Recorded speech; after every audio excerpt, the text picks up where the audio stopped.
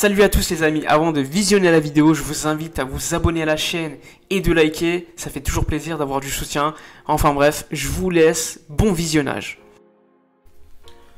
Alors les amis, nouvelle vidéo, vous l'avez vu hier, l'Atlético a gagné, donc 4 points d'avance pour l'Atlético par rapport au Barça.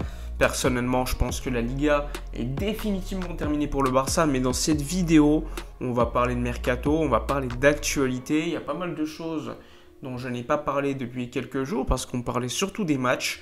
Donc aujourd'hui, on va en parler et on commence évidemment par le dossier Kun Agüero. Vous le savez depuis des mois et des mois, le FC Barcelone est d'une certaine manière très intéressé par le joueur argentin qui a terminé sa carrière avec Manchester City. Il pourrait la terminer avec une victoire en Ligue des Champions. Il n'a pas prolongé son contrat, il va partir libre. Il y a eu des discussions ces derniers jours entre le FC Barcelone et Kun Agüero. Évidemment, c'était également dans une stratégie pour garder Lionel Messi parce que Agüero est l'un des meilleurs amis dans le monde du football de Lionel Messi.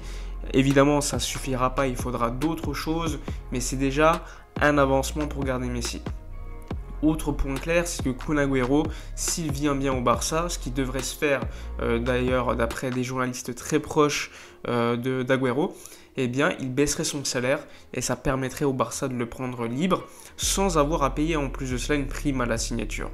Évidemment, le FC Barcelone est en plein doute, même si la direction actuelle du Barça aime beaucoup Agüero. Il ne faut pas oublier qu'à côté, tu as également Ronald Koeman qui, lui, serait plutôt favorable à l'arrivée d'un autre joueur, un autre attaquant, qui lui serait Memphis Depay. Memphis Depay qui également a des offres de la Juve et de l'Atlético Madrid, mais qui accepterait de baisser son salaire pour venir libre au FC Barcelone. Mais la direction actuelle du Barça est un peu moins chaude par rapport à Memphis Depay. Il préfère Kun Agüero, mais ça n'exclut pas le fait que la direction du Barça peut finalement prendre les deux. Il ne faut pas l'oublier, c'est des joueurs de talent qui sont libres. Après, il ne faut pas l'oublier, Kun Agüero commence à faire son âge.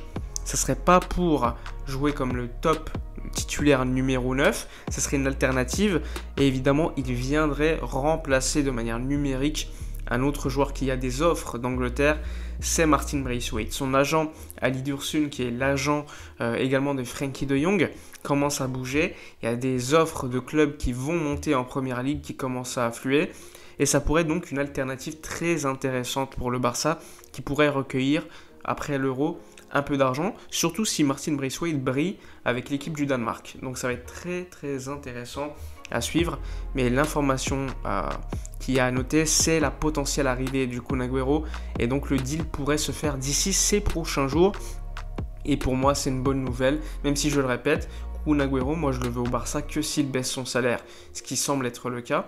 Et s'il a un rôle d'accompagnateur, c'est-à-dire sur le banc un numéro 9. Parce que le problème du Barça aujourd'hui, on l'a vu, Luis Suarez est parti. Pour moi, Luis Suarez devait partir parce qu'il refusait d'être ce remplaçant. Et lui voulait continuer à jouer titulaire, ce qui était pour moi une erreur. Et comme il est parti, on n'avait pas d'autre numéro 9 derrière. Et ça, c'était problématique. Aujourd'hui, si Kun Agüero accepte ce rôle, pour moi, il n'y a aucun problème à prendre un joueur comme Kun Agüero. Autre information, hier, c'est la confirmation de la prolongation de contrat de Nico Gonzalez, le joueur de l'équipe B, qui depuis quelques saisons commence à montrer le bout de son nez. Il a prolongé avec une clause de 500 millions d'euros. Alors, il faut savoir qu'à la base, c'était plutôt un relayeur, voire un numéro 10. Il avait refusé des offres de Manchester United lorsqu'il avait 16 ans. Il ne faut pas oublier qu'il a évolué dans son rôle sur le terrain. Il est devenu quasiment un numéro 6, un joueur qui peut jouer dans un double pivot. En tout cas, c'est ce qu'il fait avec l'équipe B. Et c'est en jouant à ce poste qu'il a littéralement explosé avec l'équipe B cette saison. Donc, Nico Gonzalez va prolonger. Il va rester avec un salaire de l'équipe B l'année prochaine. Mais il sera dans la dynamique équipe première, c'est-à-dire qu'il va faire des entraînements avec l'équipe première.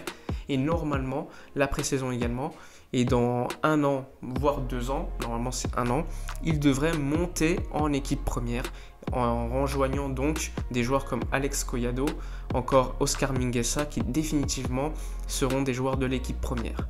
Il ne faut pas également oublier la prolongation de contrat de 2 ans supplémentaires pour Riqui Puig qui va être officielle d'ici quelques jours, quelques semaines. La direction du Barça n'a pas hésité une seconde et donc l'officialisation devrait arriver d'ici peu.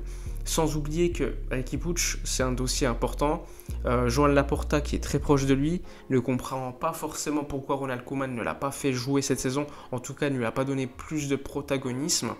Et ça, on peut être assez d'accord avec lui. Riqui Puig, c'est un bon joueur, c'est un jeune joueur. Il ne faut pas non plus trop le surcoter et râler qu'il ne joue pas. Parce que je pense que Ronald Koeman, les jeunes, ça lui plaît. On a vu Pedri, on a vu Ilaix Moriba. Mais il ne faut pas non plus tirer sur Ronald Koeman parce qu'il n'a pas fait jouer Riqui Puig. Moi, ce que je dis, c'est que Riqui Puig mérite de jouer bien plus que ce qu'il a joué cette saison. Ronald Koeman est donc, selon moi, un peu responsable parce qu'il a voulu le punir, un peu comme Pjanic. Pour moi, Pjanic, il ne fallait jamais l'écarter autant du groupe, même s'il a fait des erreurs au niveau de sa communication comme Riqui Puig. Il fallait leur donner beaucoup plus de protagonisme parce qu'on a vu en fin de saison que des joueurs comme Busquets, comme Ilaix, comme Pedri, etc., eh bien, ils ne pouvaient pas jouer tous les matchs non plus, ils commençaient à fatiguer. Et là, normalement, dans ce cas, tu dois regarder sur le banc. Et malheureusement, cette saison, ça n'a pas été le cas. Après, Riqui Puig, c'est un joueur avec beaucoup de talent. C'est un joueur qui était d'une certaine manière le symbole de la Masia il y a encore 1 ou 2 ans et qui devrait revenir avec beaucoup plus de protagonisme, à mon avis, dans les mois à venir. Ensuite, on va évoquer évidemment l'Espagne Barça qui continue à progresser. Il ne faut pas l'oublier, il y a des travaux en ce moment, des travaux qu'on ne voit pas encore parce que ce n'est pas le stade qui est touché, mais il y a des travaux aux alentours du stade. Il y a eu des accords trouvés avec la mairie et normalement il y aura un changement au niveau du financement, parce qu'il faut le savoir, hein, le financement à la base en 2014, lorsqu'il avait été voté ce projet, c'était 610 millions d'euros, il est monté jusqu'à 850 millions d'euros et le club, la direction actuelle, s'est rendu compte qu'il y avait une surévaluation de certaines factures par la direction Bartomeu.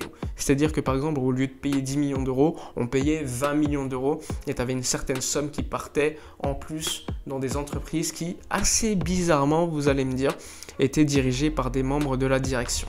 Mais ça, c'est un autre sujet, c'est une preuve supplémentaire de la gestion calamiteuse par la direction précédente. Donc il y aura énormément de travail à effectuer pour la direction actuelle pour que le club financièrement puisse être viable à terme. C'est pour cela d'ailleurs que Joan Laporta a commencé les négociations pour baisser les salaires de quasiment tous les joueurs. Tous les joueurs vont y passer. Et ça, c'est une bonne chose. Et en parallèle, évidemment, commencer à négocier avec des sponsors pour augmenter ton chiffre d'affaires. Et évidemment, le retour du public la saison prochaine qui va être très, très important pour avoir des liquidités. Parce que c'est ça le problème pour tous les clubs de foot. Quand tu n'as pas de public, tu n'as pas de liquidité, tu es obligé d'emprunter de l'argent à la banque pour avoir de l'argent frais ou demander des avancements, par exemple des droits télé. Et ça, c'est le plus gros problème aujourd'hui pour tous les clubs. Enfin bref, on est revenu sur toutes les informations. On a eu également la confirmation de la blessure d'Araujo et Sergi Roberto qui sont absents. Et donc fin de saison pour les deux joueurs concernés. Absence de 3 semaines, voire 1 mois pour les deux joueurs. Enfin bref, j'espère que la vidéo vous aura plu. N'hésitez pas à donner vos avis dans les commentaires. Moi, je vous dis à la prochaine et d'ici là, comme d'habitude, portez-vous bien.